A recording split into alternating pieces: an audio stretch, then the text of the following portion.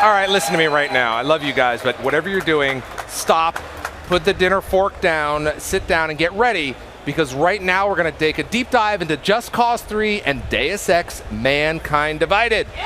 Here we go. Please welcome Roland Lesterlin and JF Dugas. I love that name.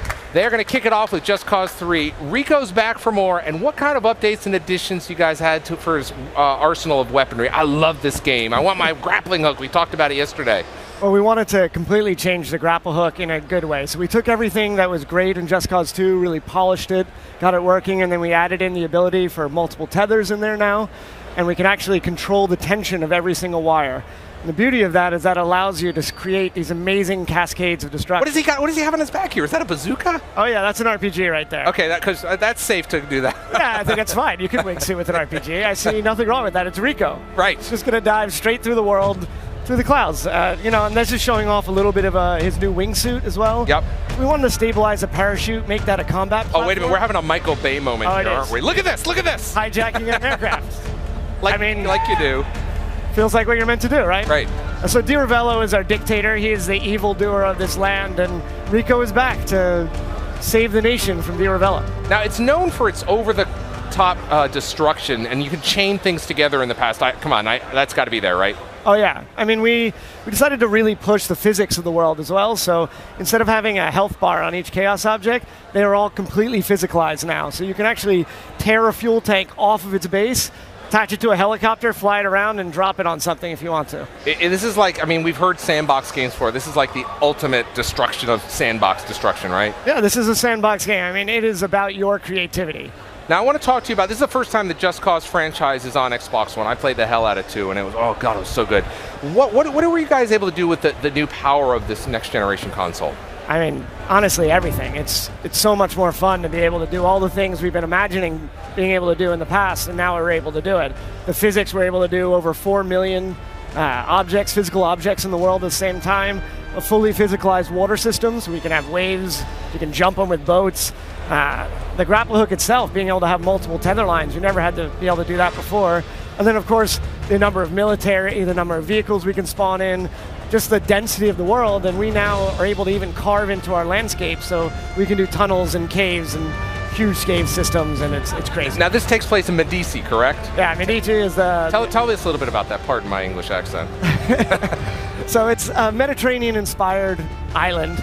Because Just Cause 2 was more Caribbean. It was. The island of Panau was the before, right. And it was all kind of jungle-based, inspired over in kind of Malaysia area. Yep. So this time we're going to the Mediterranean, so it has a lot of history, a lot of depth to it.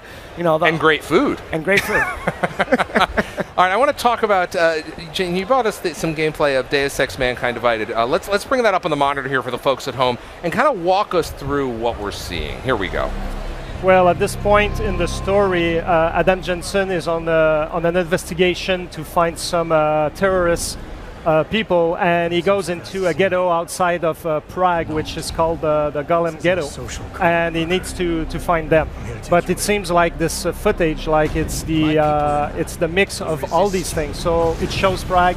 It shows the explosion that happened at the beginning of the game, right. And then after that it shows Golem, the place where you have to go to interrogate the potential terrorists behind those attacks. And the thing is that in Mankind Divided, we're in a period of time where augmented people are segregated, like they're seen as dangerous for society, they're seen as a common threat, and they're put into ghettos. There are laws to make sure that they're staying out of the way, and when Adam Jensen goes there, it's kind of a harsh place, and even if he's augmented, it's still like he has those shiny augmentations and whatnot, and he doesn't belong there, so he's kind of this stranger in a strange land kind of guy. Mankind Divided, you play as Adam. Tell us what you've done to upgrade some of his abilities. Well, what was important for us, for Adam Jensen, it was to bring him back to the next level. We were saying that Adam Jensen is the Man 2.0, but now we try to bring him to Man 3.0.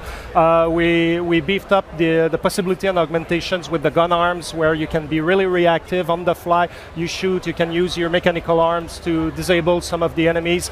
We really wanted to up the combat experience to make it on the same level as the stealth experience, making sure that no matter what is your playstyle, you'll always have plenty of gadgets and augmentations to play with that will help you to stay in the playstyle. Yeah, I remember that folks went through like the previous Deus Ex game, completely stealth mode. Yeah. And I go in loud and proud. That's it. Right, so you can really play exactly the way you want it. How do you keep a balance of that in the game to keep the players entertained and engaged in the story?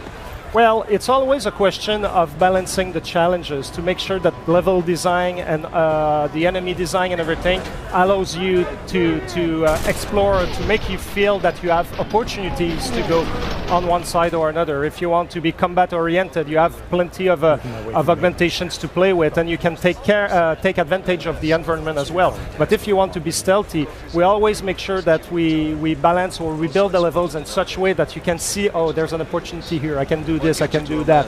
And it's also a lot about balancing the AI to make sure that they can go from combat to they lost you, then they're looking for you, then they forget about you. So it's all these tricks together, making sure that all players find what they're looking for. I remember playing the previous games, you made some choices at the end, and I'll have no spoilers if no one finished the second one.